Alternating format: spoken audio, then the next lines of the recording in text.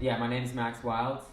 We're here at 343 Labs to talk about making your first track in Ableton Live. Who here has already produced a track, or at least, like given how to go at writing a song? Okay. Who here has been frustrated at writing a song?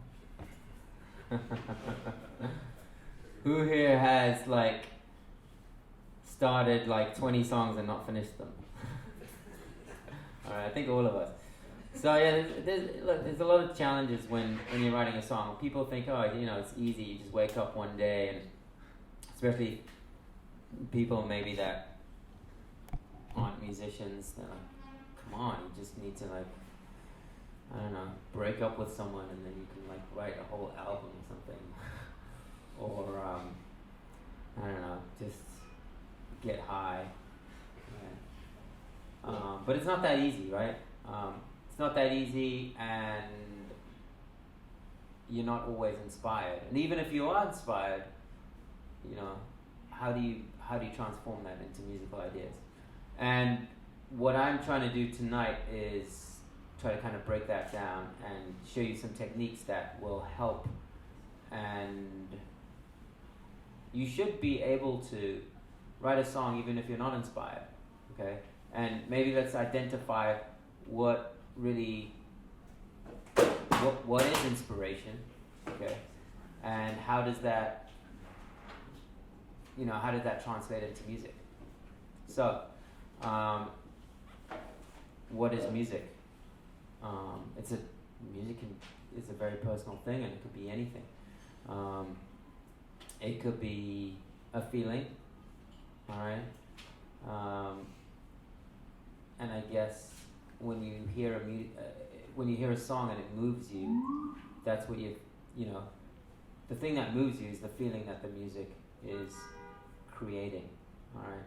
So if your music can do that, then that's a really good starting point. Quite often a song might tell a story, a very specific story, okay?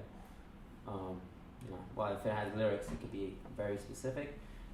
But if it doesn't have lyrics, it can still tell a story, but it might be more abstract, and the story that you hear in the song might be very different to the story that someone else hears in the song. And then, very generally speaking, music is expression, right? It's just if we take out all the kind of technicalities of writing a song and how to fire up your computer or your instrument and all that years of practice, I mean, really what we're just trying to do here is, as artists, is just express ourselves and share our feelings with the world. So what inspires a song? Okay, a feeling, an experience, a breakup, a person, an emotion. It could be anything. But you don't always have to be inspired. It could be you playing around late at night and flicking through the massive presets, or the new Serum presets, and finding this dope sound and be like, oh my god, that sounds amazing. And then before you know it, you've written a whole song with just that sound. Okay, so that could be something which is not a feeling, that's more like just the sound of your instrument. You could be inspired by someone else's song. You're like, oh my god, that song is so cool, I really want to sound like this person. And that's a really good starting point as well, is to have mentors or people that you look up to, idols that you want to sound like. And guess what? People are always like, oh, don't try to copy so and so. Don't you've got to find your own voice. Well, guess what? You're never gonna sound like so and so, because if you could sound like so and so, look, you're two different people. You're never gonna sound like so and so, even if you tried. So by trying, you're only gonna learn more from copying what other people do. as many famous artists such as Stravinsky, Picasso, can't remember who else, but they all said, what's it saying? Good artists borrow, great artists steal. So, you know, if you're going to take an idea, you know, just really take it and make it your own and turn it upside down. And there's nothing wrong with, you know, taking someone else's idea as long as you make it your own and change it into something else. And then you might not be inspired at all. You might just be like a musician that has to like pay the rent, and you're not inspired, but you have to write that song, or you have, I don't know, you're making a song for an advert, and you're not into you don't even care about this car that you're advertising or whatever, but guess what? It pays the bills, and you have to try to make it sound good. By the way, I'm going to stop talking a bit. We're going to make music. It's almost done. Then next thing is know your limitations. So I get a lot of, I mean, I'm guilty of this myself, but you need to know what you're good at and what you are not. So especially in the beginning, a lot of people that are just starting out are frustrated with the interface. You know, how many times you're like, oh my, how do you make that? Like, go on YouTube, look it up, and then like, okay, fine, figure that out. Well, instead of like trying to do all the things that you can't do, just like make some music with the stuff that you can do, and you'll be surprised at some of the cool things that you can actually do with just a few tools that you think you might have. Don't beat yourself up. So if you don't know every single like thing about Ableton yet, or you don't know how to use such and such synth, well, just focus on the stuff that you know how to do. A lot of times also second point, don't underestimate happy accidents. Happy accidents happen when you're just kind of experimenting and something cool happens. You don't even know what just happened, but it sounds cool. Well, guess what? Go with it and make it a hit. And then many times, this is the last point, the song. How many times, raise your hand, have you tried to write a song and it like turns out completely different? Okay, and you're like, oh, that's not the song I wanted to write. But it still sounds cool. Well, it's like this like push and pull, right? It's like having a relationship almost. You're like, come on, I actually wanted to write a sad song. Why is it happy? Or, you know, I wanted to like do this kind of beat. Now it's totally different. And I think you just have to learn to go with the flow and just kind of accept that sometimes it's going to be different to what you set out to do, but it's still cool. And just like let go. Right? All right. Wow, I really went for it. Songwriting process. Okay, so we've got a flow chart. So we've got inspiration. That's, you know, what we talked about in the beginning. It could be a feeling or a person or an event, or it could be just work, non-inspiration. Somehow you have to turn that into a musical idea, okay? And that could be like a melody or chord progression, a beat, okay? A tempo, something musical, all right? Once you've established that, you've got to try to put that into your production software, so whatever that might be. And you've got to make it sound cool somehow, or you know, a lot of times I say, well, it doesn't really matter what sounds you use, and it's true. You could start by just using a very plain and simple sound like a piano sound, and just to get the musical idea out. And you've got to distinguish between like the musical idea and then the sound design. and those are two separate things. Like you could write a melody on any instrument, and then later on you can transform it into, you can put the sound on there, and that's to me that's a different step. Okay, so I might come up with a chord progression and a melody and a bass line just on the piano, but then when I transform it, when I produce the full song, I'll change all the sounds, and that's totally fine. A lot of people do that.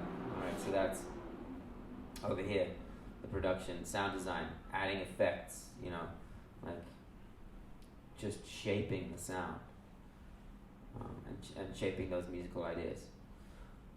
Then we have the arrangement. So the arrangement is equally important. That's like you have a really, really, really, really, really cool 4-bar loop. Alright, but at the end of the day, it's still just a 4-bar loop. How do you make that turn that into a 4-minute song? Alright, so that's where knowing about arrangement comes into play, and that's just a technique, and we're going to talk about those techniques, how to turn that loop into a full arrangement. And then hopefully after that you have your finished song and you're happy. Okay. Any questions so far? Are you guys any of you have this kind of a workflow or this kind of a process that you maybe think about or have come across when you write songs? Yeah. I think arrangement and production might differ based on who's doing it, but I kind of deal with arrangement before I deal with any like sound design or effects, but I know a lot of people who pick out their sounds before they figure out where their bridge is going to be or where their chorus is going to be. But just on my workflow, I kind of have a skeleton of a song, and then dig into like specific snares that I might like or the specific synthesizers that might sound cool in different instances.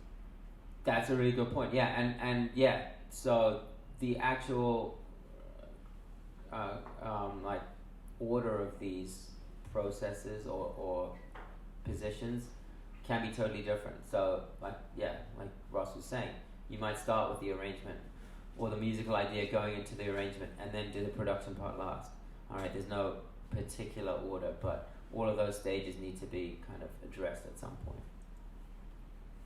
Alright, we'll talk about the 4 musical elements. And the reason I'm breaking this down, just so you know, is not because I like the sound of my voice, but we're going to write a song together today. And I'm going to break those, my songwriting process into those stages, okay? So, usually songs, and again, this is kind of a free-flowing thing, and people ask me, oh, do you start with the chords, or do you start with the melody, or the drums, or the bass line? Well, every song might be different, and it also depends on what your strengths are. Some people are have a very strong melodic mind, or some people are very much stronger with chords, or I guess most people are really strong with beats, right? Raise your hand if you start your song with drums and a beat. Okay? Raise your hand if you start with chords. No one. One person. Cool. I did. Melody. Alright. And melody and the lyrics, right? Bass line. Cool. Alright, so everyone's different. There's no right or wrong. Alright, next, once you have any of those things that you're going to start with, you're going to do a brainstorming session, and if you're using Ableton Live, which I'm going to be using tonight, you're going to start sketching out your ideas in session view. And I'll show you session view for those of you that don't know it. But session view is great for sketching out things. You can test them out right away. You can see what works with what. You don't have to focus on the arrangement yet. You can pick your instruments. Pick your instruments. You can always change them later. You can. Okay, so create the ideas for your song for each part. What that means is make sure you have a drum part, make sure you have the bass part, make sure you have the chords, make sure you have the melody, and make sure you use layers. So you're basically trying to build all the building blocks. It's like when you're going on a journey, or if you're going on a trip and you're like, okay, what do I need to pack to like go to Morocco? Okay, well, it's gonna be hot, so I need to like pack this. I'm probably not gonna pack my rain boots or my like winter coat. So just like make everything that you're gonna need for the song in session view, and then it'll be much easier to make the song in arrangement view. And then in session view, just create like one or two good sounding or like cool sounding loops. We call them scenes. Alright, so a scene is when you have a complete bass, drums, melody, harmony, all arranged in one, and it sounds like it sounds boring after a while because it's just one thing, but it sounds good. It's like the main part of your song. Did anyone see the Deadmau5 Masterclass? He talks about that. Talks about all you need really is a 4-bar loop, and then once you have that, you can arrange your song. That's kind of what we're going to do. I recommend it.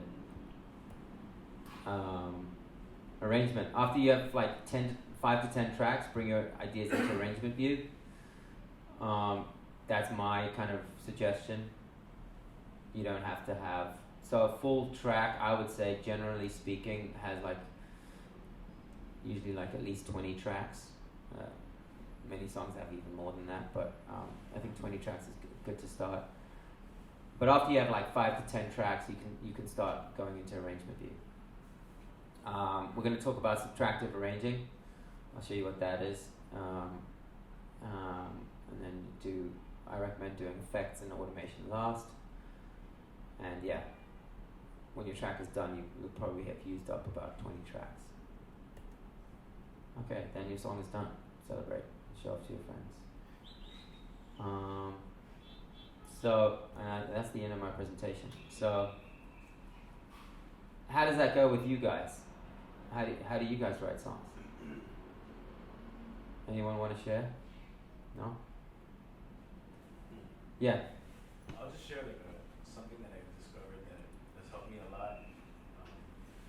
Especially in Ableton, you can do like it's called like a track map. Oh yeah, the locators?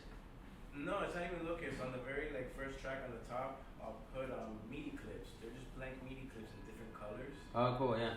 That are stretched, according to the whatever time you want. Say, I'll do the first minute as the intro, and I'll make that red. Yeah.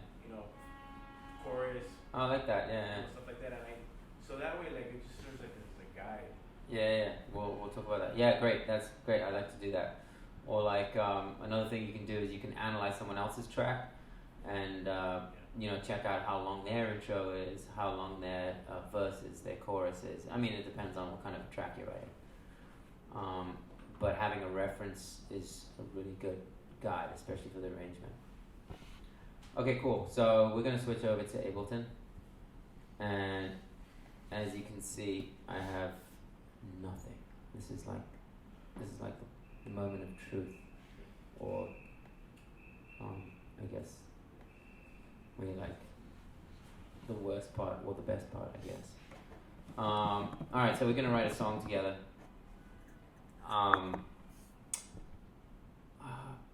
What I like to do is I like to kind of start with some type of an idea or reference. And I was saying, we could use anything as inspiration. But for now, why don't we start with like something that everyone can relate to? So maybe can we have some suggestions of songs? And I'm not going to copy a song here, but I'm gonna use like a song as kind of a reference point. So can someone make a suggestion of a type of song? And I might just say that I'm not into it, but like some song that has a vibe that we can maybe try to, yeah. I was playing this guy Vanilla when we came in. It's kind of like a hip hop producer. What's the name of the song? You can do Swept Away or Footsteps. Oh,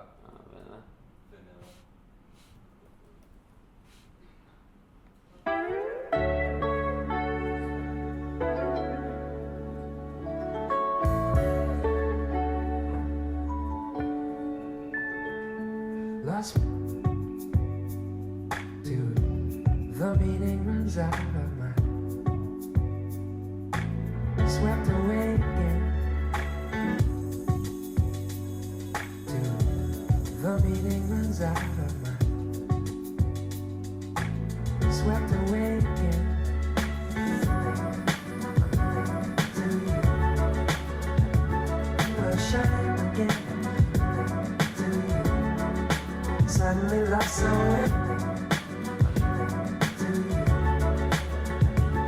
will shine again. Okay, that's a cool song. I like it. I'd say it's pretty acoustic, or like it's also very like lyrics driven. So I'm gonna try to do. So when you're working with a vocalist, they kind of make the track. Okay, so it's kind of like, I don't want to say it's cheating, but it's a different it's a bit of a different beast. But it's cool. But I'm gonna try to make an instrumental track because I don't really have vocals. I might use some like little vocal chops from, I don't know, somewhere. But so yeah, I like that. Any other suggestions? Like maybe something a little more electronic. What's that? HVOB. Oh yeah, dope. Which track? HVOB. So which one? You guys know that HVOB? They play great live shows. I guess they kind of. Yeah, What are they, like deep house? Which one? Which song? yeah, that's 1 second. Okay. And the Second World. Oh, okay. Here we go.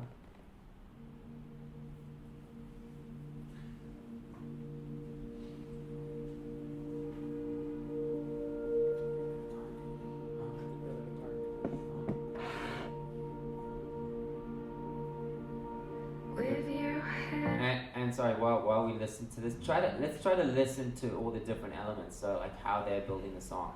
All right. So like, what was going on in the intro? What sounds are we hearing? Let's describe the song. Let's just, we're not going to listen to the whole thing, but let's try to pick apart the song so that we can think of the different elements and try to recreate some of them. So I'm hearing like this pad.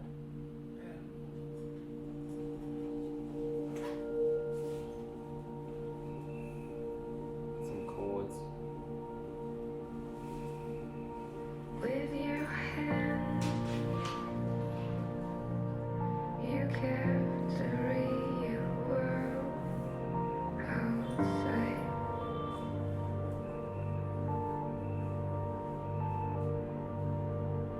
I hear you and you hear me through the songs.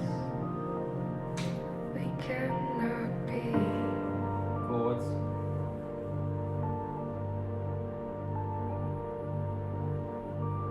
I draw away out. I hear a little like melody going beep bom bom beep bom bom beep bom bom.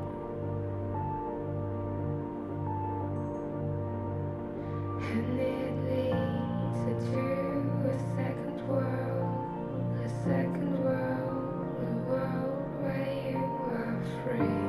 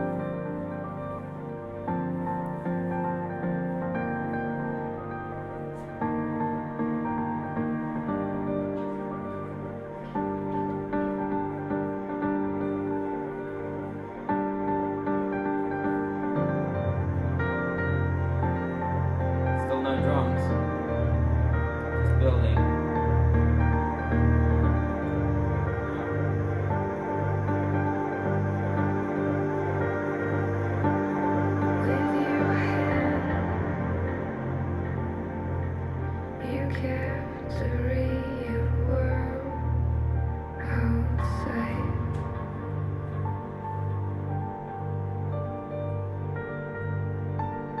I hear you and you hear me through the songs.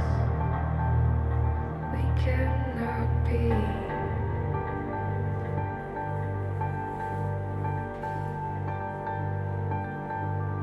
I draw away out of this mess.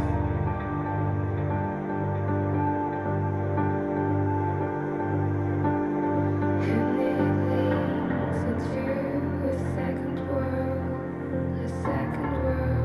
a world where you are free. Are there any drugs in this?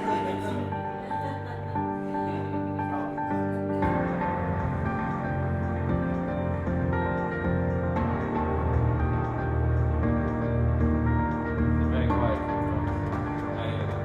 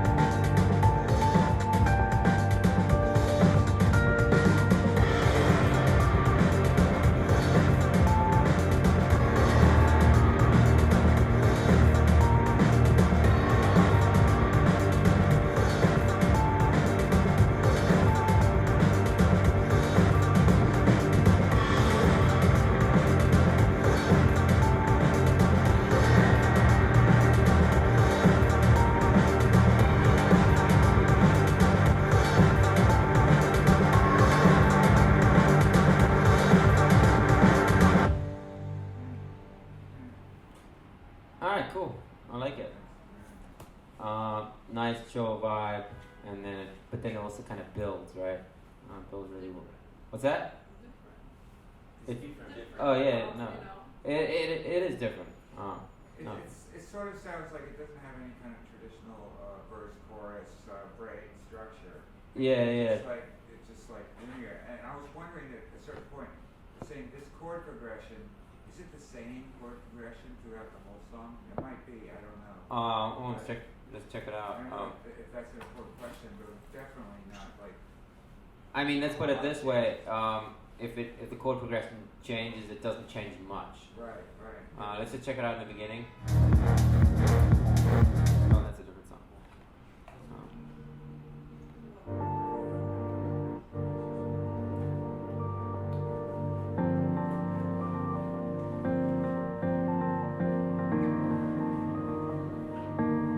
You know what? We're going to dissect it in a second. So the way that I'm going to dissect it is, I saw this like slow build in the beginning. I heard this build in the beginning and like the whole like long intro, and then it went into the drum part. I'm just gonna start with the drum part.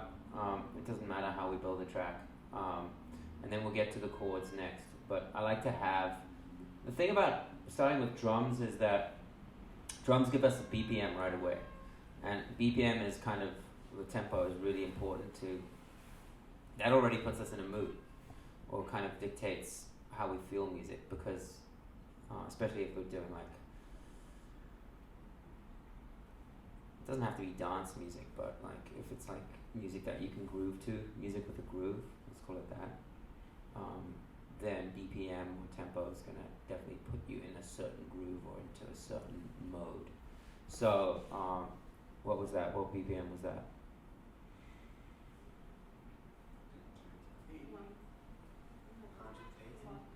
I'm guessing 100. No, 112. 120. Try 140. 150.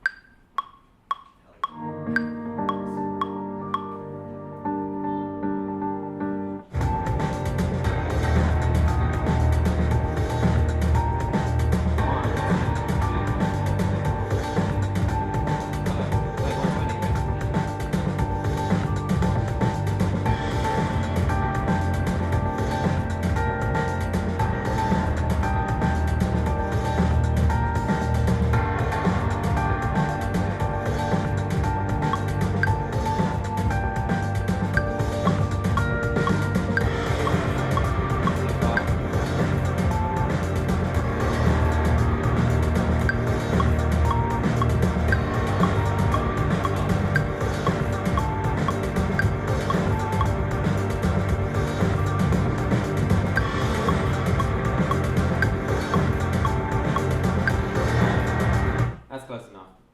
We can do that. So, okay, so let's start with some drums. Actually, so I don't know if you guys know, but you can download all these cool packs. One of them in Ableton is called Beat Tools. I think it's free. Pretty sure it's free. But they have some nice. I mean, look, you can make your own drums, and number one, I'm actually going to do everything in Ableton tonight. All right, everything in live, just to show you that it can be done. All right. Of course, we can all use third-party plugins, and they're great, but I'm going to use just native plugins. So it's always nice to make your own stuff, but it's also nice to start with some presets. So let's see what drums they have here.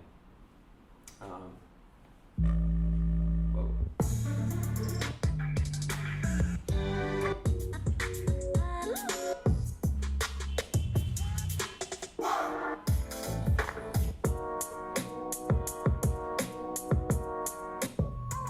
So what I'm looking for is, what I heard here was like this very kind of acoustic sounding kit.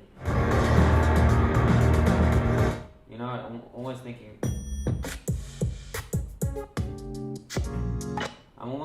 that the drum kits in here, like some of these acoustified kits, might be better.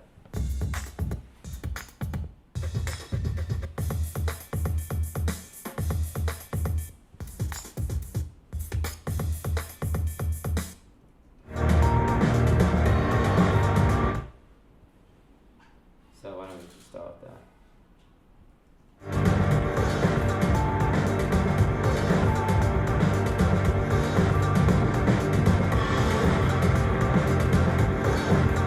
Alright, and I'm not gonna make my point is not not gonna make the exact same beat, but I'm just gonna go to something like it.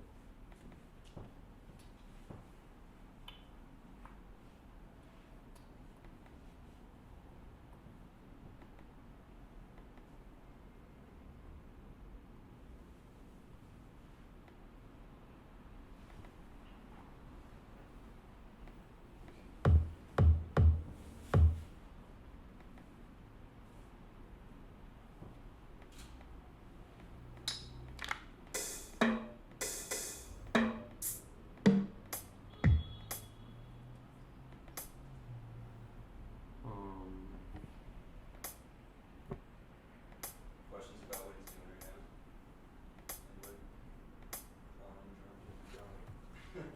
Anybody? I'm making a kick, snare, and hi-hats.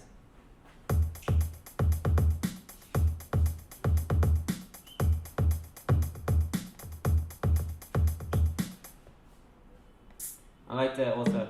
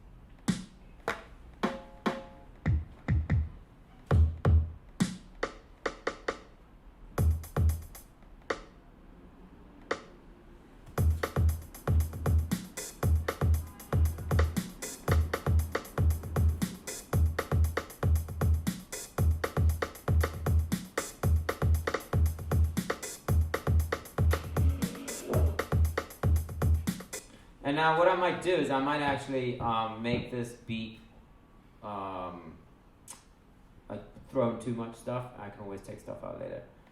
I'm going to duplicate this loop just to make it a bit longer and more interesting so that I can add a couple like variations. I might not have this open hi-hat every time.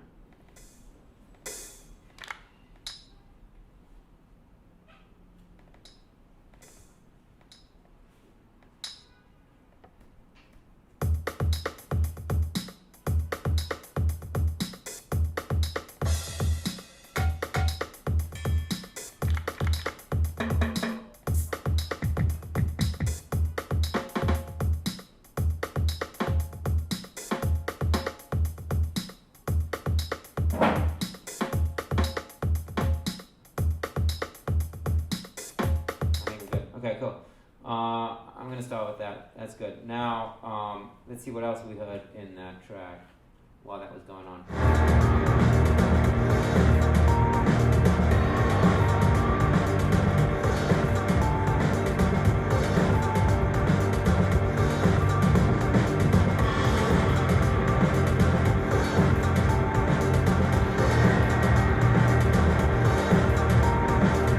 We heard some like really, really big string sounds.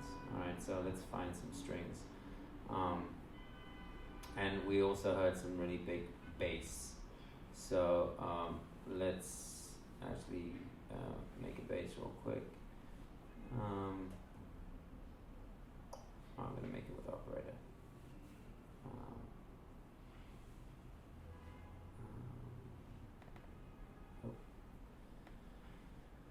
So making a bass.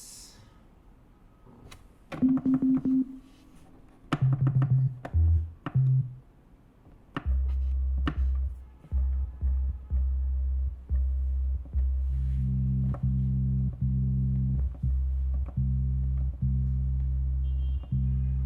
know what, actually, let me make it with wavetable. And operators is synth add-on for Ableton. Yeah, it's operator is one of the 3 big synths that Ableton has. It's a frequency modulator, but I'm actually going to use wavetable now, which is the new Live 10. This is a really dope synth. Let me use it's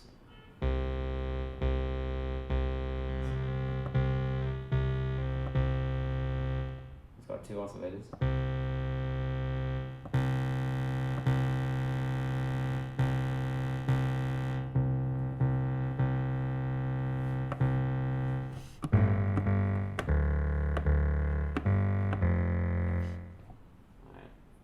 Give me that like crunchy kind of sound that we were using there.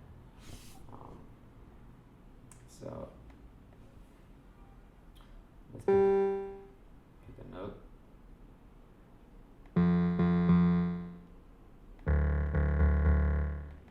Alright. D.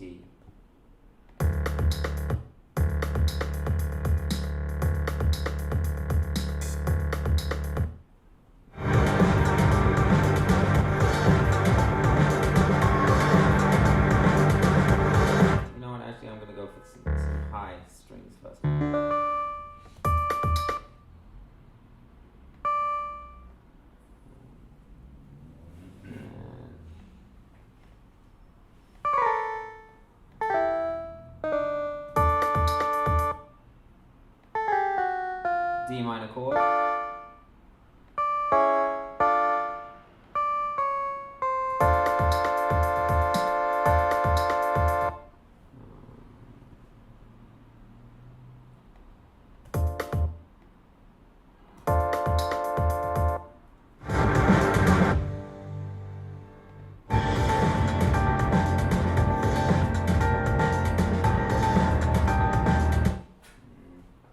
Not that crazy about it, but let's make the bass.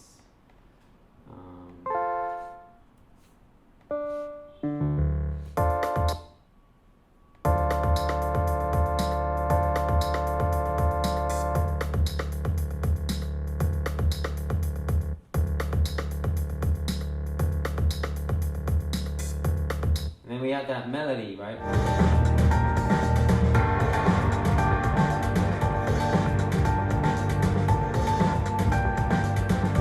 we have a piano, obviously. I'm just gonna pick D minor for now. All right, just have to pick a key at some point. It doesn't really matter what key I'm in. I mean, I could think about it more, but let me find a piano. So, grand piano. What is my? Is the one that's in simpler. Pretty nice piano.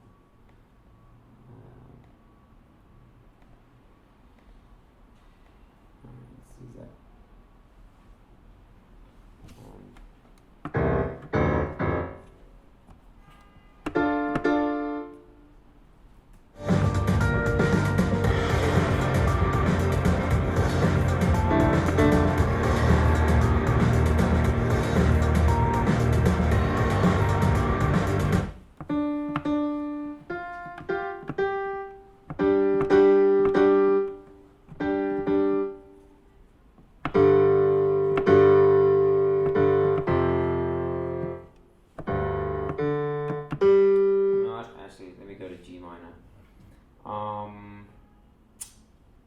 Let's actually come up with and then I'm jumping around.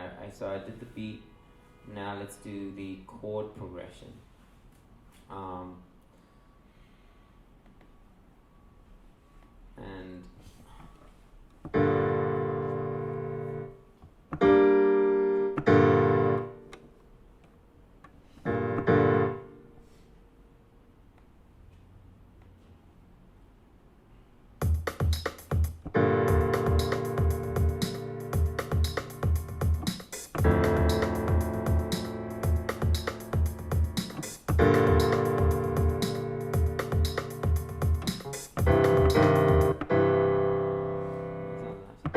And I'm just kind of, for those of you that are wondering what I'm doing, I'm just kind of like, I'm in the key of G minor right now. G, B flat, D. And I'm just kind of like jamming along and seeing what comes out. It does help to play piano a little bit. And it's always good to know music theory. But I know some music theory, so I'm kind of applying that to make this chord progression.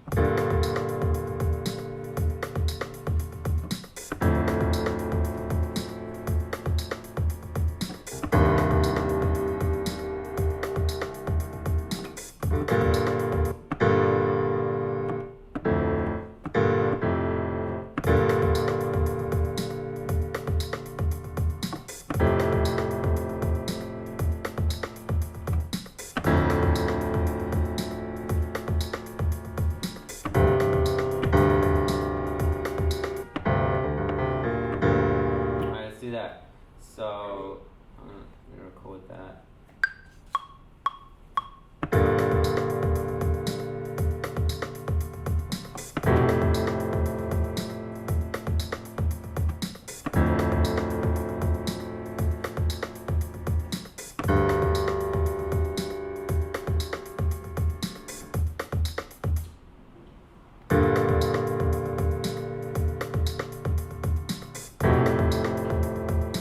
Alright, so the chords I have here, and I'm going to hit, if you hit legato here, it extends them all. I've got a G minor chord, G, B flat, D, or G, A sharp, D. I have an F major triad, which is also diatonic in the key of G minor, meaning it's in the same key as G minor. We're in the key of G minor. Alright. So I switched from D minor to G minor because I like that key better. Then we have a D minor chord, which is also in the key of G minor. And then we go back to G minor. That's kind of like a sus chord, I guess, which is a suspended chord because it doesn't have the third in it. Let's listen to it one more time. Alright, it's got that nice, very dark sound. I'm just going to make a variation of that and bring the middle note up an octave.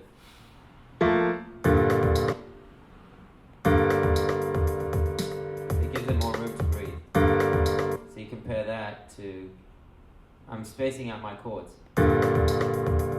compare that sound to.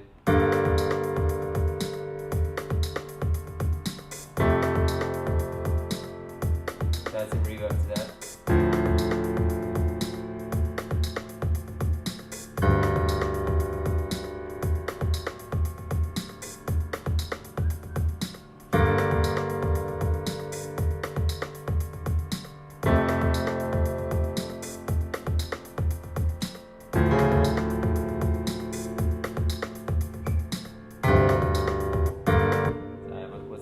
What's that?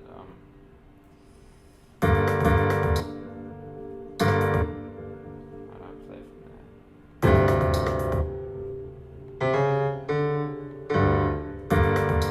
Alright, that's cool.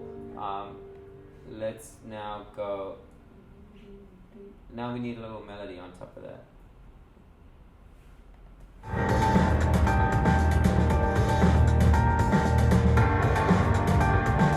So they're doing like this like really high thing. Might be cool for like a slow arpeggiator. What's that? Slow arpeggiator. Slow arpeggiator? Okay, yeah, like it.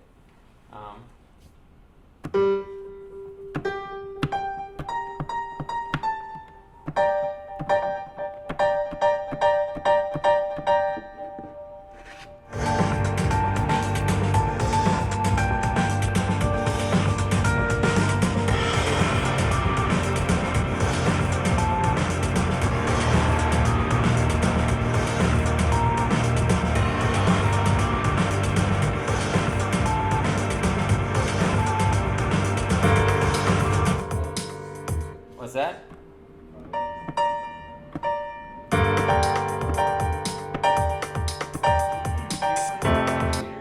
What's that? Can you explain what an arpeggiator is? Yeah, sure. An arpeggiator is well, there's a tool in here which is an arpeggiator, which I could just demonstrate real quick, which plays the notes one at a time. So if I wanted to play these chords with an arpeggiator, it would not play them sustained, but it would play them one at a time. An arpeggiator is a MIDI effect. So if I throw that onto the grand piano.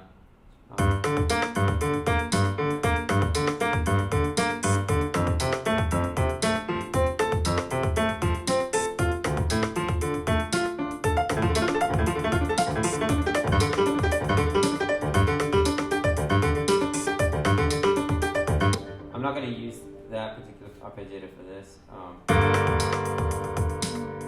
I'm just going to write a melody now. In fact, I'm just going to jam and I'm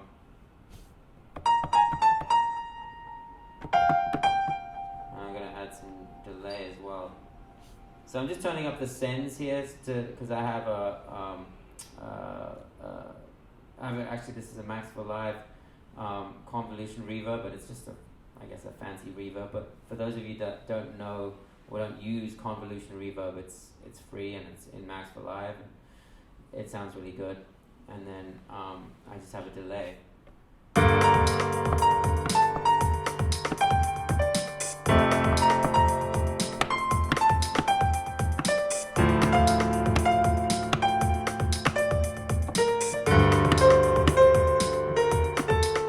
Alright, now I forgot to record, but hey, guess what? This is live 10. So I can now go to, you guys know about this? It's the coolest thing I've seen. Capture, MIDI capture, whatever. So Oh, if you play something and don't record it, yeah. don't press anything, and then press that button and it'll So come this back. What button is that you press? So that button is capture MIDI. That's square. So that little square. So I hit that, and then all of a sudden, it, gave me back what I just played. So I can play that back now.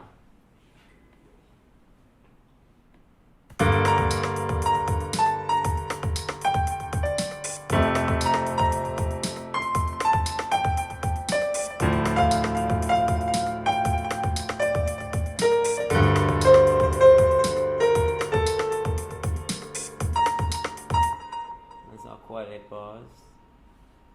Alright, that's cool. It's fine.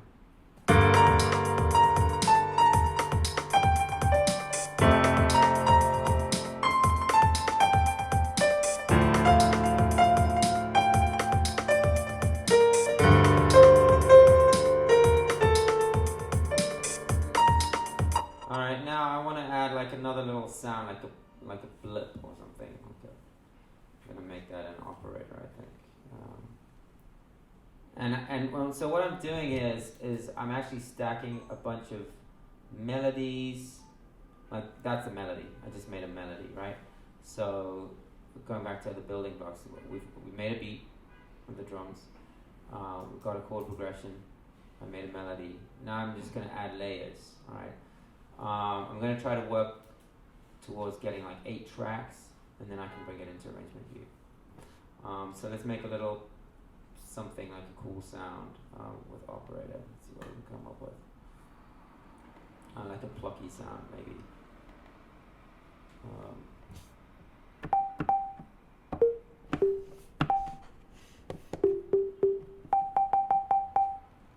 So I just shortened the, I brought down the sustain and I shortened the decay time. And again, this song has a ton of reverb and delay on it, so that already sounds kind of cool.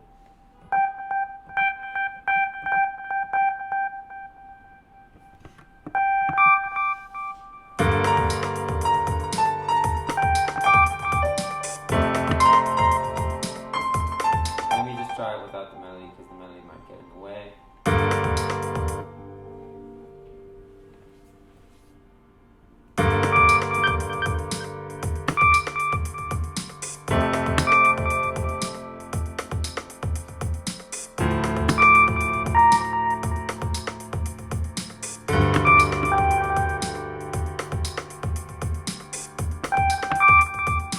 I might just do that, just those 2 notes, and just loop them.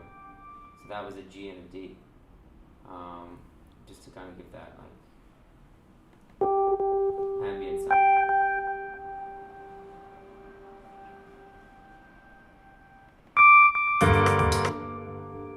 That was too quick.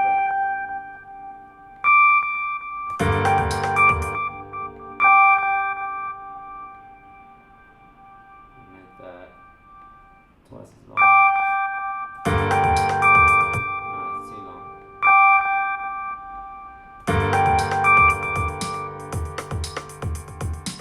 Let me add one more note.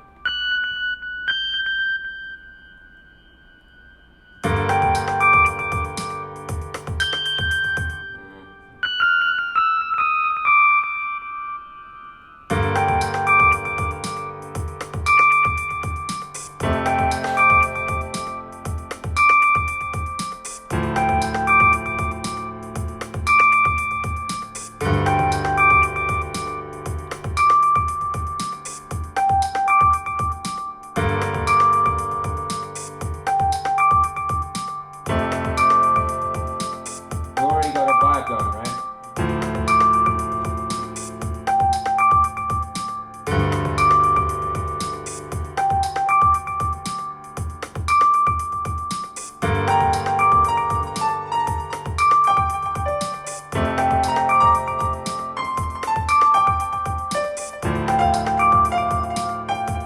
Alright, what we need now, which we don't have yet, is a bass. So, also, very important, always try to label your stuff. So, because otherwise you just lose. So these are the chords. So Command R, rename. By the way, any questions? I've been going really quick. Yeah. So the MIDI line that you were using, I'm just wondering if you were using the push 2, right? Is there a tactile way to do the Which MIDI line? The melody? Well, when you first started the beat, I was curious on the beat. Oh, okay. So you were doing it kind of MIDI way, where you put it on a line. I wonder if is there a push 2 way to do that? Oh yeah, you can do all of this in push. I mean, you can. Yeah, that was basically my question. You can, all of this stuff that you're All of doing, this stuff you could MIDI do. timeline. You could do in push. Too. Yeah, I mean, it's just depends on your on what how you like to work and your workflow and what you're comfortable with. I have been working on the laptop for a lot of time, and I kind of know where things go. But some people prefer to have a tactile thing, Totally, you could make all this in push. Any other questions? How are you guys in the back liking this song so far? It's getting there? Okay. I like it better than the original. Oh, okay. Oh. Hey. Hey. Alright. So we got chords. We got, this was the piano melody. When you say melody and chord, are you using those interchangeably, or what's the difference between a melody and a chord? Oh, great question. Yeah, what's the difference between a melody and chord? So, check it out. It's very, very simple. A chord is 2 or more notes played at once. Alright, usually a chord consists of 3 notes, which is a triad. Triad is the most common type of chord. Chords are used to support a melody and provide harmony. Alright, so as soon as you have 2 or more notes, so if you look at these chords, you're seeing 3 notes at once. These are triads. So that is a chord. Now this is a melody because it's only 1 note at a time. It's 1 note at a time, and they support each other. So if I play these together,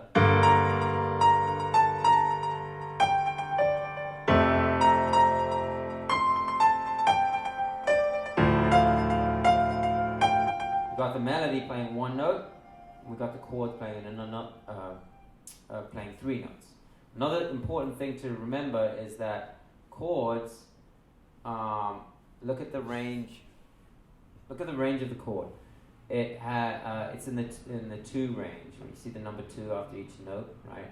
That's a lower range than the melody. The melody needs to be higher in range. Right now it's in the 4 range. It's a much higher range. Okay, that way that the melody can stick out, and the chords are kind of supporting it from beneath that.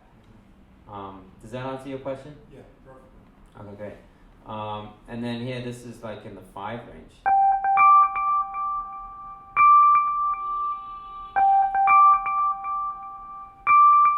And I was just trying to go for like this like verbed out 5 sound that just uses the notes. I'm only using the notes of the G minor scale, so you need to, I guess it helps to know your scales, but these are all notes from the G minor scale. Next, I'm going to add a bass. So I think I had a bass here. Let's just check it out. I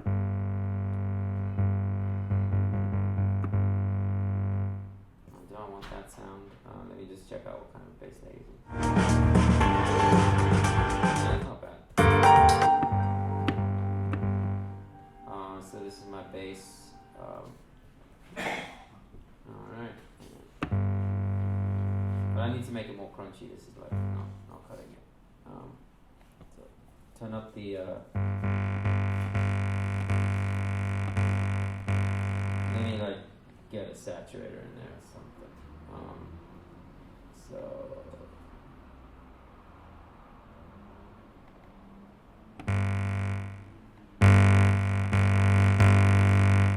let me turn up the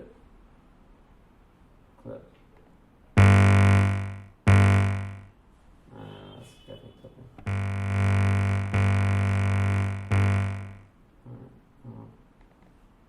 So now here's a rule of thumb for chords. Generally speaking, rule of thumb for bass lines.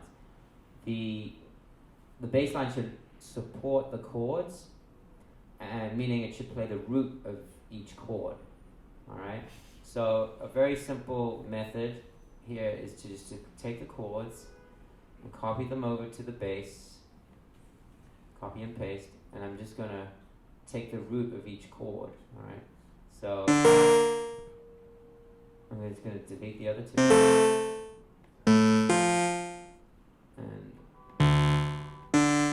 that's actually the root. And now, since this is too high, I'm going to drop all this down an octave or 2. Oh, that's maybe too low. What's the keyboard shortcut that you're using? I was using shift down arrow. Thanks for asking. Yeah, shift, if you take a note and you go shift up, it'll go up an octave, and shift down is down an octave.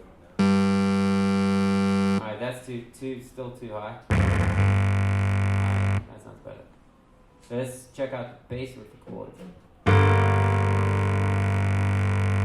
a bit too crunchy.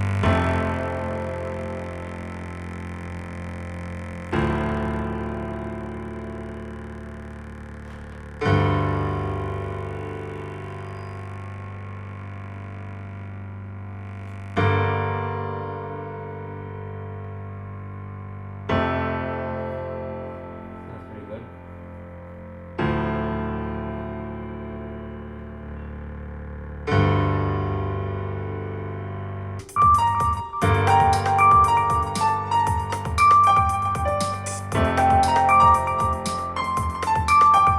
Alright, so I can't have the melody and these two melodies here going at once.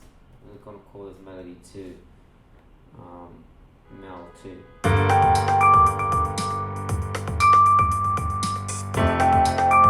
know what? I want the bass to move a bit more. Boom, boom, boom, boom, boom, boom, boom, boom, like that. Alright, so I'll show you a shortcut to do that. If you want to do this quick, to get like a rhythm going on the bass, you just select all the notes, make them into that rhythm, boom, boom, boom, and now hit Option and drag it over, and it's going to drag over all the notes. Let me just check that out real quick. No, I wanted it faster than that, so I just go back, step, and go make the grid smaller. Command 1 to make the grid smaller, right?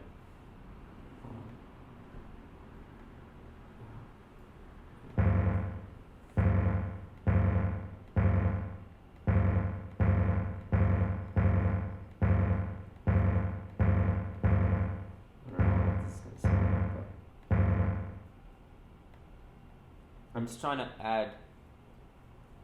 I think I messed that up.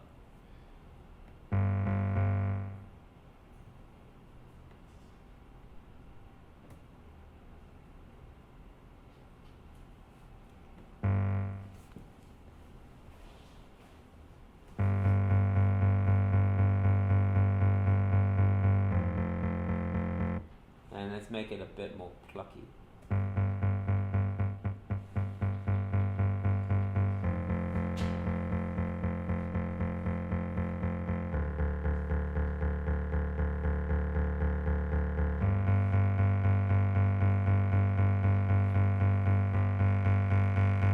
Alright, now that's better.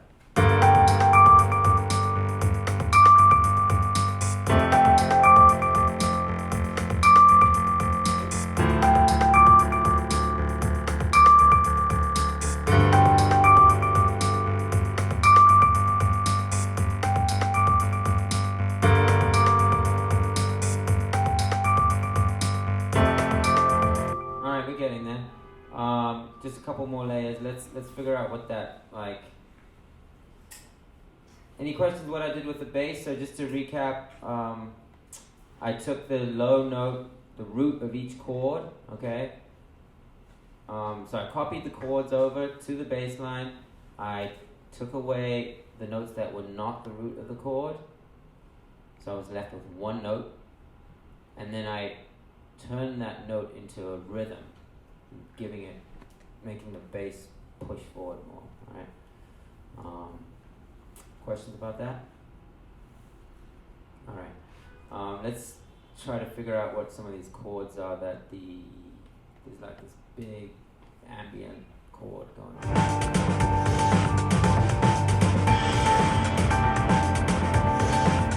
Well, I am hearing another cool thing then, which is this like piano rhythm. So I'm just gonna call it, I'm using the same piano sound here, but it's cool. I might change it later. Piano rhythm. And I'm hearing this.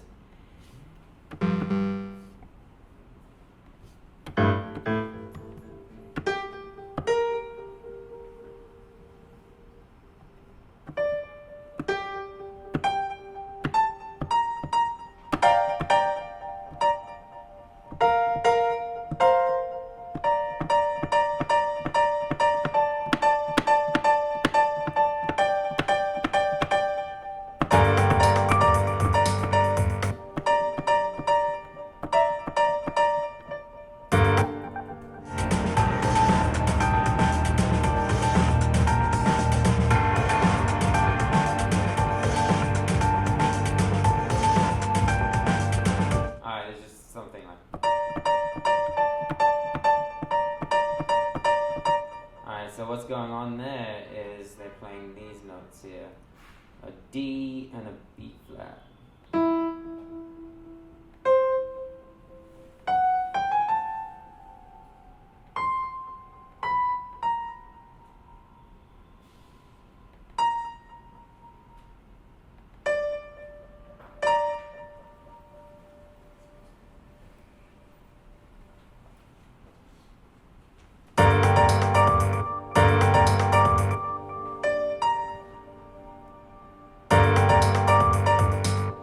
Make this a bit longer.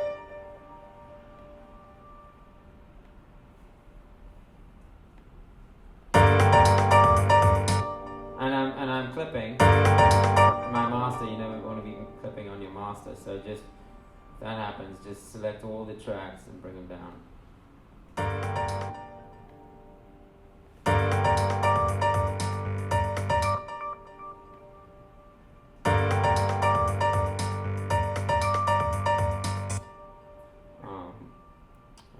now a bit quiet. This time.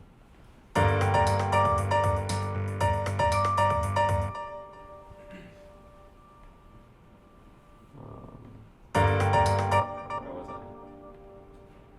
Yeah.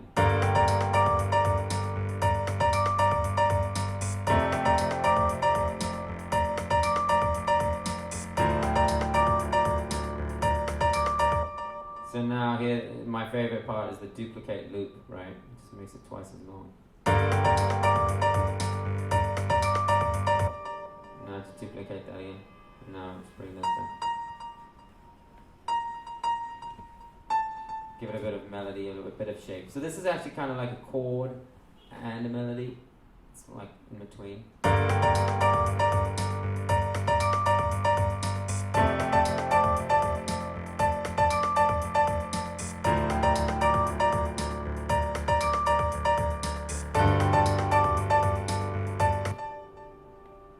Let's make that 4 bars.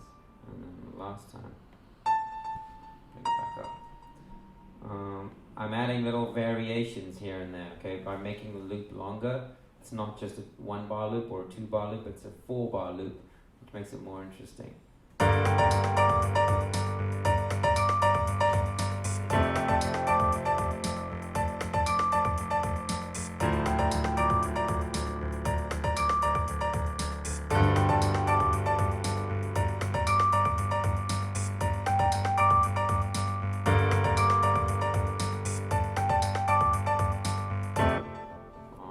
Let me just turn this up a bit.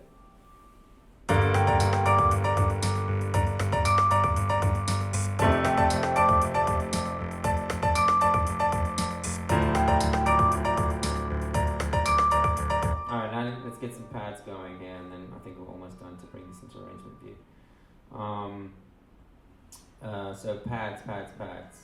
So do you guys know what pads do or what they are? Okay, so pads play chords, alright? So chords can be played by a number of instruments. Chords can be played by a piano, can be played by a guitar, but they can also be played by, like, I guess typically a pad comes from like a string section in an orchestra where there's a bunch of violins playing in harmony usually, and playing like very sustained ambient sounds which sound very big and lush, and they kind of, well, as the name says, they pad the sound. Okay, they kind of, it's like a mattress pad, but for sound. So that's what they kind of sound like. Right, so sounds, let's go to pads. Some of these pad sounds are kind of, ugh. You know what, I'm going to make my own pad. Where do you normally find that? On the orchestra or? Yeah, so you could go to instruments here, sounds, and you could go, there's an actual whole folder on pads, so check them out.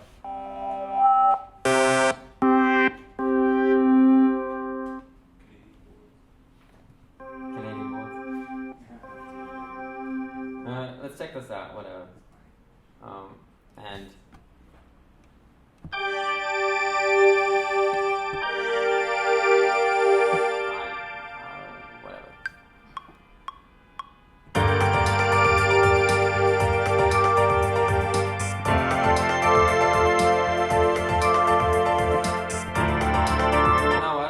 might as well just copy the chords and be lazy, because they're going to sound good. The thing is that once you have a chord progression, and this is another thing that maybe you don't think about enough, but when you have a chord progression, like most of your sounds or most of the instruments that are playing chords are all going to follow the same chord progression. Make sure that you're playing the same chord progression throughout the song at any given time. You can change it, but at any given time, you should be playing the same chord progression, and all instruments should be following that chord progression. All right. So I'm just going to copy the chords and bring them into the what is this? The pads? Is this the pad? And you see, now I'm confused. Isn't there a way to match that in arrangement view? Isn't there what? There's a way to match that, like to make sure everything stacks up the same as all the chord progressions are the same. But in arrangement view, there's something that you can use, some kind of function that allows you to match them all. You see them all at one time. We're gonna get into arrangement view in a second. I don't know what you mean by match. I mean, it's I guess you can kind of. It's not gonna do it for you. You can see it maybe a bit better, but or you can also, if you click on several MIDI tracks at once, you can see the MIDI data on top of each other. Maybe that's what you mean. Yeah, that's what I meant. Okay, yeah, you can do that. Yeah, I mean, you could even do that here. So if I have these, check this out, guys. If I have these two tracks, this is also new in Live 10. I have, this is my pad sound now. Again, I like to color code it, give it a different color. So if I select this track and this track together by hitting shift, well, it's going to give me exactly the same thing. But if I take these up an octave, now they're a different octave. You see, I can actually see both. I can see the green, so I can see the pad, and if I click on the blue, I can see both in the same clip as the new and Live 10. Alright, so maybe that's what you were talking about. Yeah. So it's cool. Like you've got both of them there, so you can actually see exactly what's going on. Let's check this out. I was totally off. Okay, so that is not my pad. Okay, right.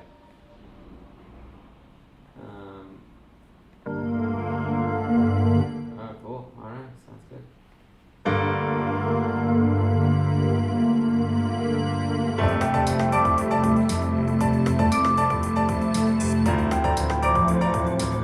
Now here's another trick, guys. If you want to make your chords sound really, really big and just really big, you can just simply take them and double them up an octave. And so I'm just going to copy these. Can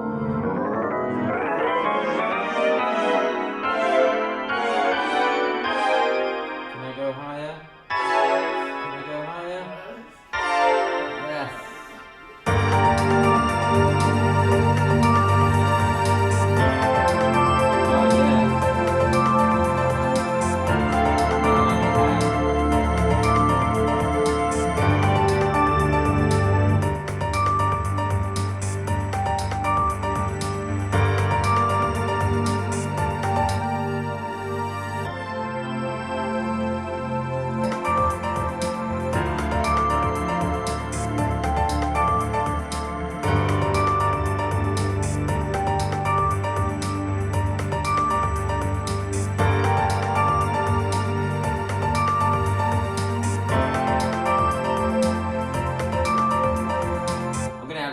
One more layer, and then I promise I'm done.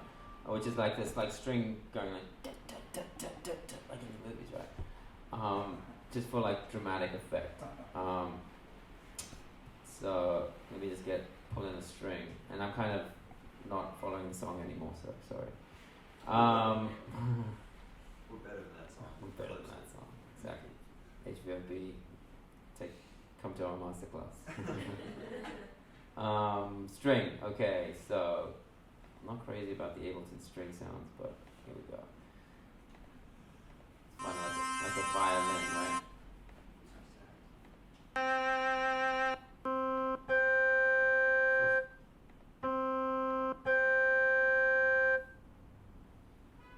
Where is that? I forgot. There we go. String. Don't know if.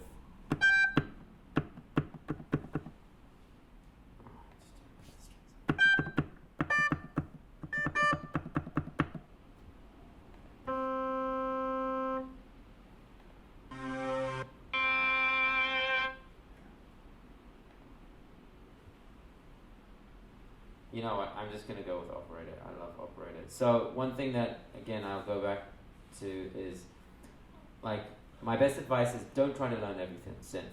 Just learn one synth really well, and you can make any sound you need to make with one synth. Like I know operator pretty well, so I'm just gonna make something in operator.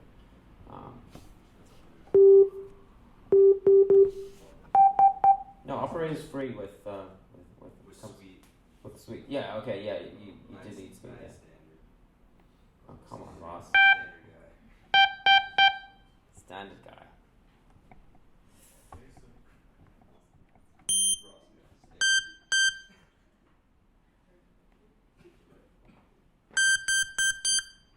Pretty high.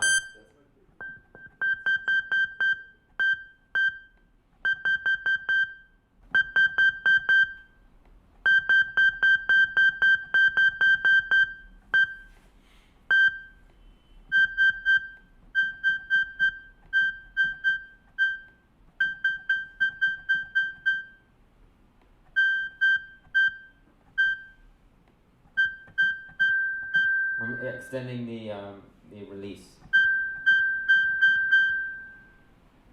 to make it kind of ring out a bit more.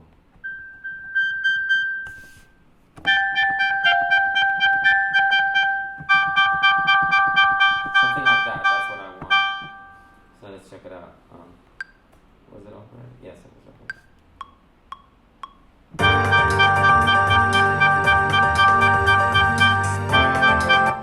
That sounded pretty bad, but I can quantize that.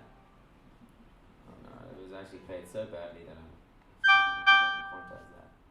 I'm just going to. Maybe I will quantize that. Command Shift U, guys, for quantize, the shortcut for quantizing. Now it's quantize.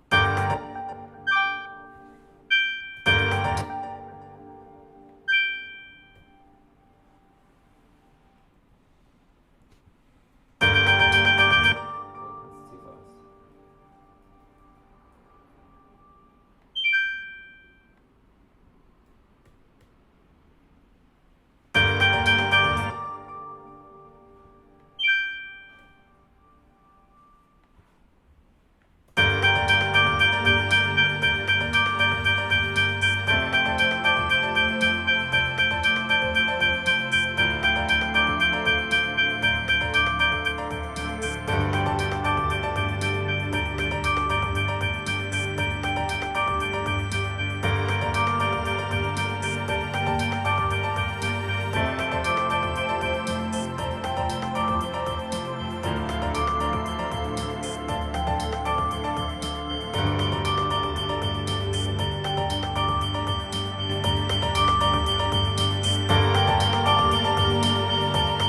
Bring down the filter cutoff.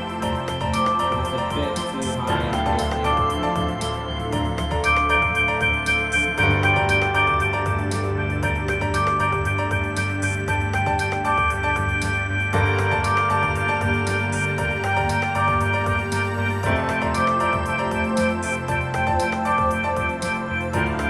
Alright, what do you guys think? Getting there? Yeah. Alright, so I think let's count how many tracks I have. Okay, so I've got the drums. I don't know what this was. I don't even remember. Let's just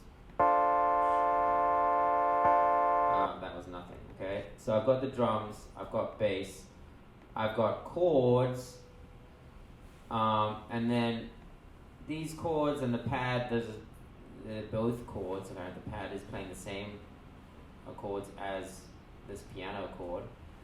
Then I've got rhythmic piano. I would group that also into chords. In fact, to make it kind of a bit more, let's do that as operator. To make it a bit more organized, I'm just going to group these into one group by selecting them and going Command G. That puts them into a group. So now this is going to be my chord group. That way I can process them together, but then I can also keep them organized in a better way. Who uses groups? That's okay, cool. Also, did you guys know that in Live 10 you can put groups within groups? So let's say that I wanted to group the rhythmic pads together. I could actually go select them and go, now that we have this group inside of this group. That's new in Live 10, and it's a game changer. Then I've got two melodies, melody 1 and 2, and I can group these. So let's call these melodies. Alright, so now I have my 4 elements that I was talking about. Alright, very simple. Why do you want to group the 2 melodies there, or the different chords? To change the volume? Nah, well, in this right now, I just kind of did it to show you guys that I have the 4 elements, so that you can really see how that it's more of an organizational thing. I do like to keep it organized like that, but later come more layers, so then. What's that? If later come more layers, Yep. it's gonna be a mess. Yeah, exactly. Right. But then, yeah, if you want to do effects on the melodies and kind of affect them together, I could just put them on the group track as opposed to on each individual. Right. What's the between the sense and the individual track? Alright, so now I'm going to bring this over to arrangement view. So, this is the moment of truth. Can we turn this into, we've got one loop, can we turn this into a full track? Yes or no? Pressure's on. So, okay, yes, you may. Can I just get your number? Yeah, you can get it from Ross. Sure. Yeah. So what I'm going to do is I'm going to select all of these, like that. And I'm going to click on the any one of these, hold down the mouse pad and hit tab. And now I'm going to drop them neatly into their respective tracks, and I'm going to hit the back to arrangement view, back to arrangement button, which was orange. When it's orange, that means that you're still in session view or playing session view. And now we see we have all these different length clips, right? So let's expand these. There we can see what's going on. So now, how many tracks do we have? We've got 10 tracks. All right. So right about what I was saying. Now what I'm going to do is I'm just going to extend these out so that they're all the same length. Why is this piano rhythm? That's weird. I need it to be 8 bars.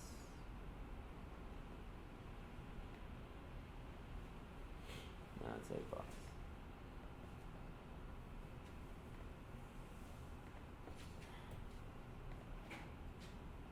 So I want to make sure that everything is exactly. Oh no, that's 9 bars now. I don't want this to be 9 bars. I want it to be 8 bars. Everything in music, well, most things in music work in 4 or 8 bar phrases. You know, multiples of 4. Make sure these are all 8 bars long.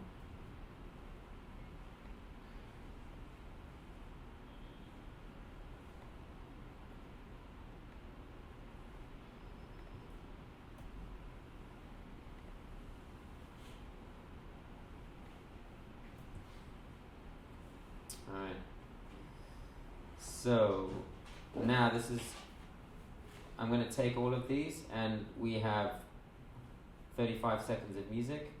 Let's turn that into 4 minutes. My best friend, come on, D. Alright, well, let's just make it 3.5. That's fine. So this is what I was talking about with subtractive arranging.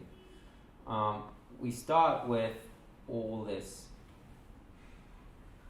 like 4 minutes of just the same loop over and over again. And now what we can do is we can go back. It's much easier, what I find, just kind of going in reverse and taking stuff out than it is being like, oh my god, I've got to fill like 4 minutes of music. So I like to just kind of fill everything with the same loop and then go back and arrange it. Alright?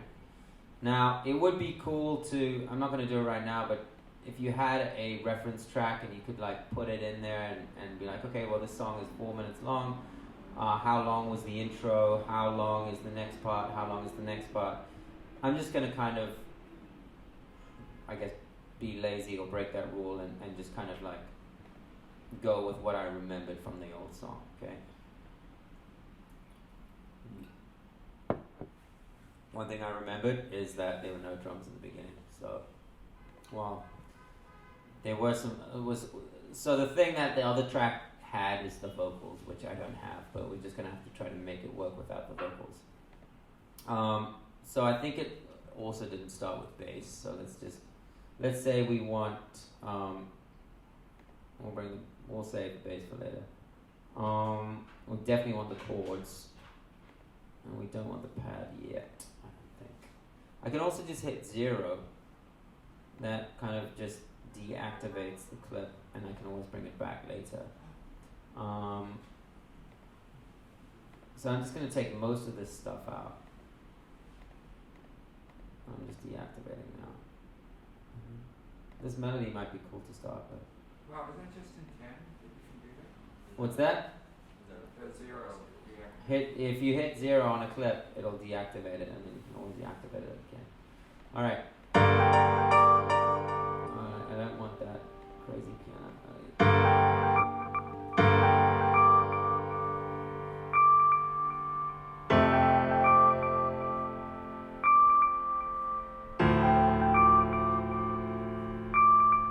And you know what? I actually do want some percussion going on here.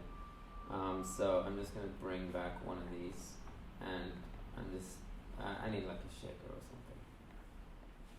something. So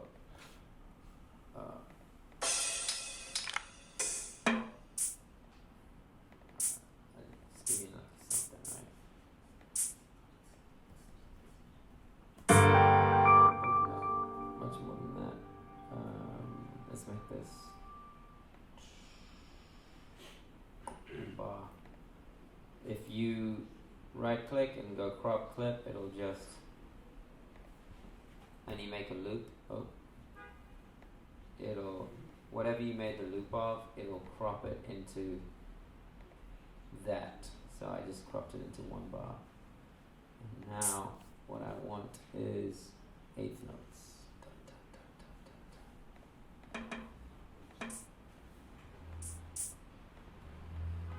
And I'm changing the velocity by hitting command and pulling down on the mouse. Alright, that changes the velocity, making one note quieter and one louder. And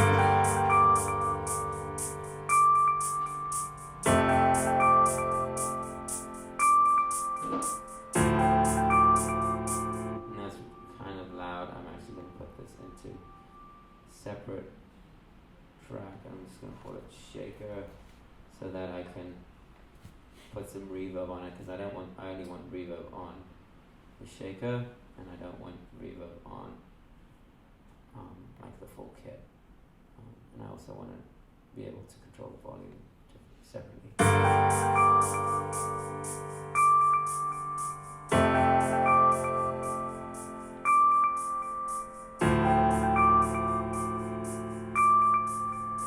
And let me put a little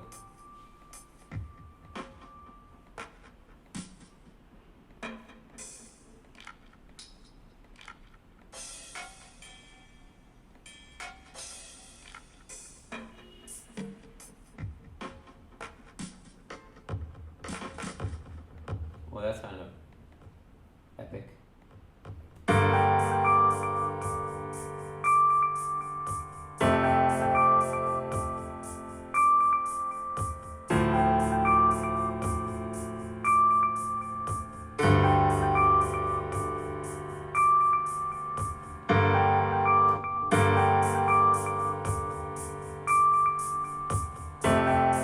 And then did you know that in drum rack you can open drum rack and control the levels of each drum?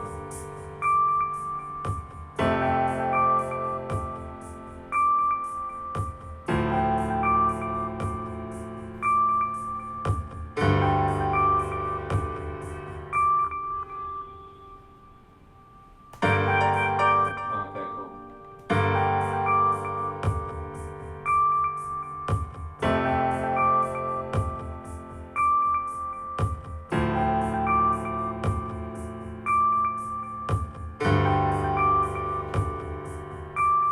Alright, now I just bring in another layer, right?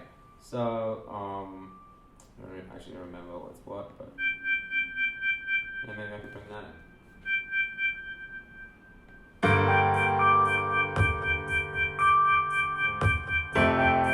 So maybe this is where I might add in some automation. I might just throw in, I'm running out of time, I've got 10 minutes, right? An auto filter and just kind of bring that in slowly. Turn on the automation and bring that in gradually.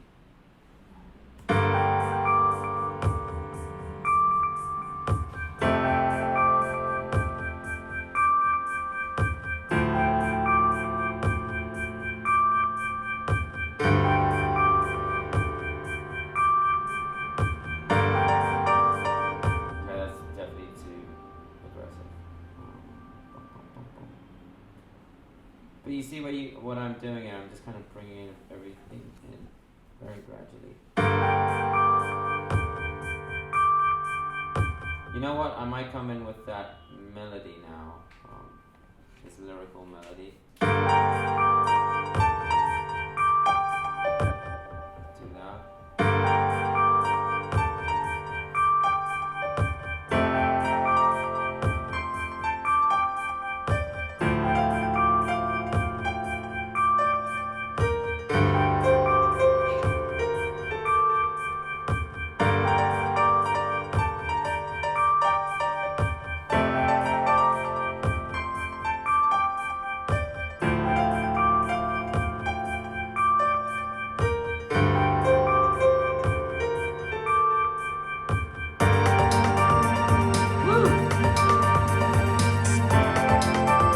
Alright, we're already there. No, not quite. What kind of trance is this? What's that? Looks like a trance. Oh yeah. Okay, so we can bring in some drums, but what I'm gonna do is I'm gonna tone it down a bit. I'm gonna again subtractive arranging. First of all, let me take off these high strings. Where are the high strings that just came in?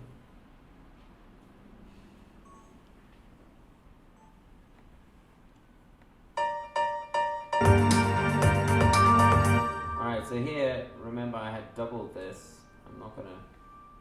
Now I'm just gonna take out these high notes again. Again, I'm just taking stuff out. Let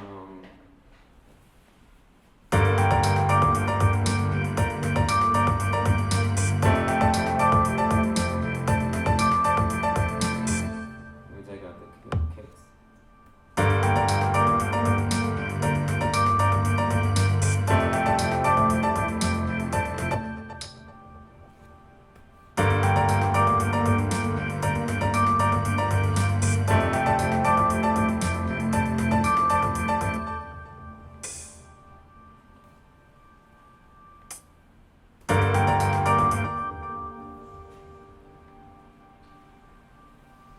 Let me take out every other one.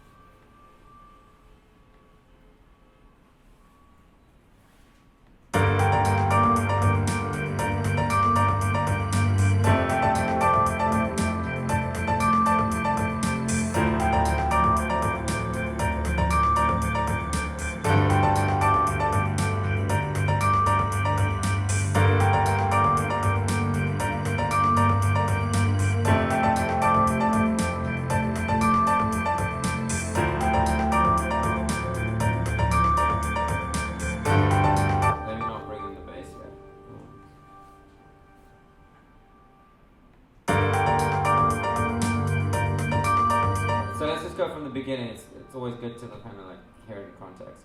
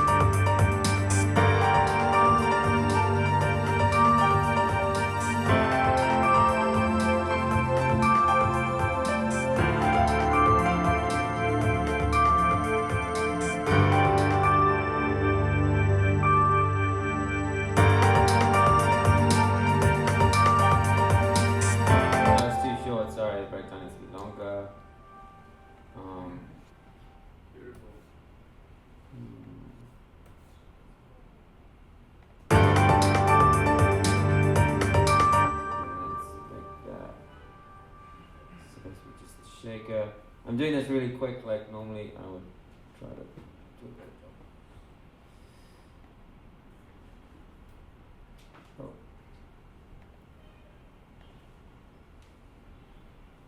Alright, let's go from right before the breakdown.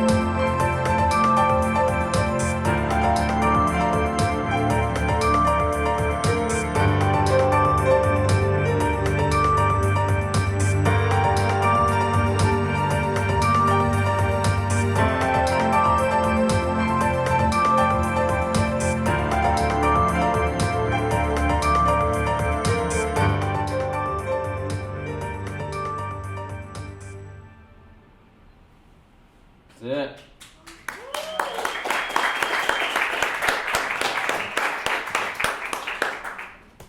Alright, So that was a very, and I'm gonna have 1 minute. Finish right on time. So, look, what I think I did do is I used about 11 tracks. I would probably flesh this out. Look, I had like an hour or so. I'd probably flesh this out, add a couple more layers, and then add more variations, especially also in the drums, and just arrange it a bit better. Like I didn't really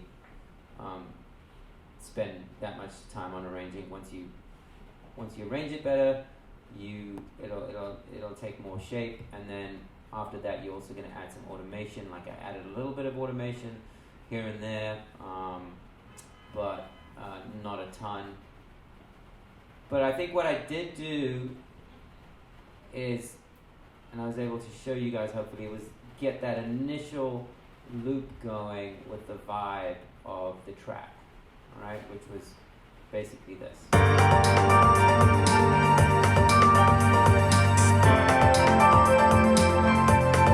Right, so I think once you have that down, you can take that over into arrangement view, and then you can. Sounds nice with the rain too. Yeah. Yeah, we get a mic out and add that to the track. Yeah. So and then the other thing that I tried to show you was to have those 4 elements, song elements. So you've got the drums, you've got the chords, you've got the melodies, and you've got the bass line all working together. So, yeah, time for some questions. Please don't hold back. But anything I did, it could be musical, like theory related, songwriting related, or just Ableton stuff I was doing. I wanted to know, how did you pull that off? Where you lowered all the track volumes at the same time? Yeah, totally. So if you hit shift, if you click on one track and then hold down shift and hold down another track, all of them are selected. And then if you change the volume on one, all of them will go down proportionally or change proportionally. That's great. Yeah. Yeah? Questions? No? Yeah. You said you have like some go-to audio effects and you say like operator? So operator is a synth. Operator is my go-to synth. So the 3 synths in live are analog, operator, right here, and then wavetable. And they all kind of. What was the last one? Wavetable. So wavetable is, and I'll just show you like the default setting for each. Just sounds really kind of plain. So the default setting for analog is just, I think, it's just like a sawtooth wave. Very boring. You have to shape it. Same with operator, is just a sine wave. And then wavetable is also a sine wave. But then if you listen back to what sounds I made with, for example, I made this sound out of operator just because I know, sorry, it was this one. Just because I know some sound, like how to synthesize some sounds using that synth, so I made this sound.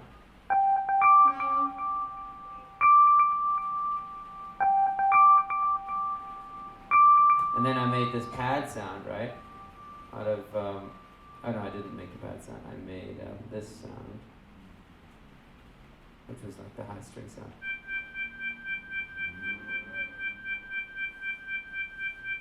And then I made the bass sound using wavetable.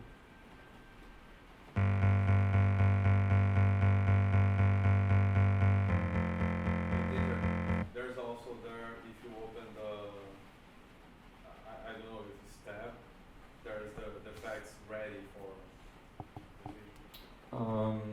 Stats. What track number? No, the facts, like on the facts table, on the facts that it was, Uh-huh. you can down the facts by effect, like for each one. Like Okay, yeah. So these are on the the order. triangle on the left side. Oh, you Where mean it was, where it was. in wavetable? No, it just means you can expand like dynamic too. Expand. Oh, okay. Yeah. And there's many examples. Many presets, yeah. Yeah, the many presets. Mhm. That's what I mean. Yeah. So yeah, Then in it makes it easier, for who doesn't know how to work on that. totally. Yeah. That's a good point. So in all of these folders, like for example, the audio effects folder, you have the kind of the master effect, which is like the default, and then underneath that, if you expand the folder, it'll show you all these presets. Yeah. What's the utility fee? Oh yeah. So the utility is a great way to add a fade. The thing is that if you want to automate volume on any track, it's not a good idea to do it with the actual by automating the volume fader. And I'll show you why. Let's say that I wanted to bring in a particular sound, like let's say I wanted to bring in this sound, right? This piano sound.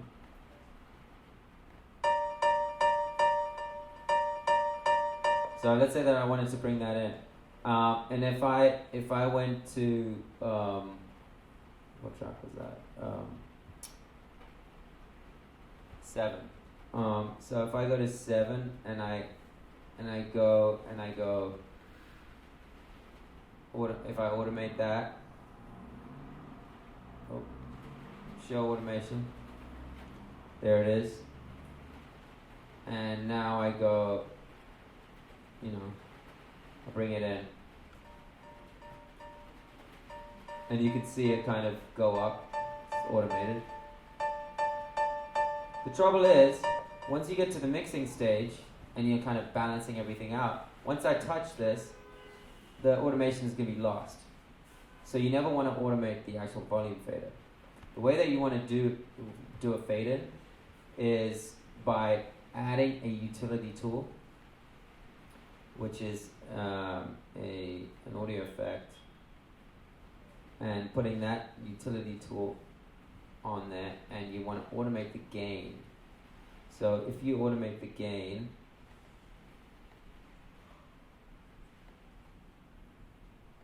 oops, where's my gain?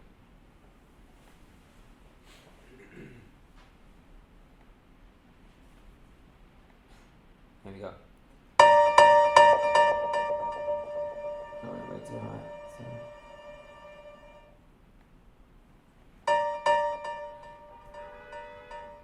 So now the gain is going up and the track is fading in.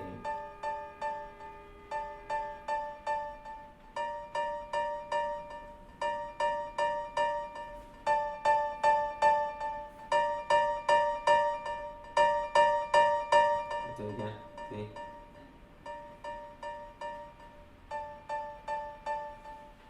So it's going up at volume, but what I can do is I can still change this in relation to every other track when I'm mixing it. So if overall it's too loud or too soft, I can bring it down, and it's not going to override the automation of the volume fade.